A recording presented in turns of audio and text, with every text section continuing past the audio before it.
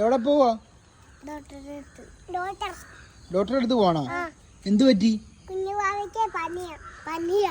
ഈ കുഞ്ഞാവയ്ക്ക എന്താ പറ്റി?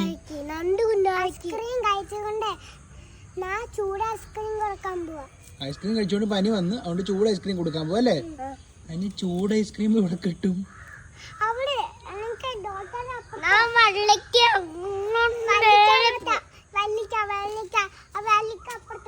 ആ വേലിക്ക് അപ്പുറത്തോട്ടല്ലേ?